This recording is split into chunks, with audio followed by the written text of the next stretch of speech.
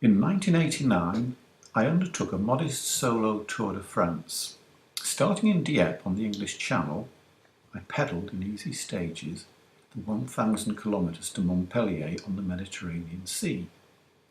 There I put my bike on a northbound train and took a westbound one to Menton near the Italian border for a few days of rest and recreation. My return trip started from Monte Carlo on the evening of July the 14th, 1989, the bicentenary of the French Revolution. Louis XVI's unperceptive diary entry for that historic day, 200 years ago, consisted of a single word, rien, meaning nothing. It was not long before the Sun King and Marie Antoinette were each divided at the neck into two parts by the merciless blade of the guillotine. For the first 2 hours of the journey on the famous Train Bleu, where Agatha Christie set one of her Poirot mysteries, I stood in the corridor. France was exploding with fireworks. When the pyrotechnics ended, I retired to my couchette, one of 6 low-comfort bunks in a compartment already occupied by 5 other complete strangers. Such forced proximity discouraged the normal verbal courtesies of France. I was still awake when a choking odour filled the confined, crowded space. One of my co-dozers had played a silent but deadly solo on his trouser trumpet. The rest of us gagged mutely and stoically until someone, tolerating the stench no longer, noisily debunked with a snort of disgust and slammed open the window. At Marseille, the compartment door opened and 2 North African youths entered.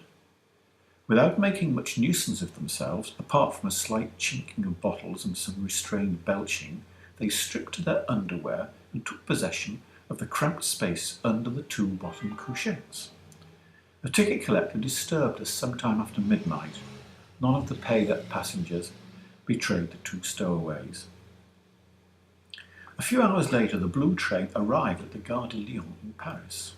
All 8 of us in the overpopulated compartment assembled our possessions and went our separate ways without exchanging the usual bonjour, madame, monsieur pleasantries. I picked my way through the station, past assorted dossers and backpackers, mostly still asleep or vaguely stirring in the early Paris morning. It was about 6 o'clock and the wonderful blue train bar, approached by a choice of 2 ornately curved staircases, was opening.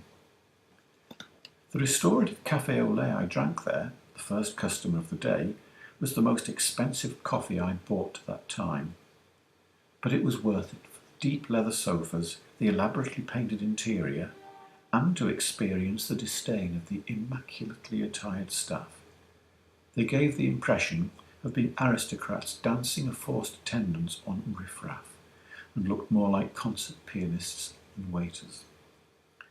Later the same day, after riding another train, recovering my bike at Dieppe, and ferrying across La Manche, I was back in England. The rear tyre was flat as a crepe. Living only a mile from the ferry terminal, I pushed the bike home, rehearsing stories to be told immediately and then repeated for years to come.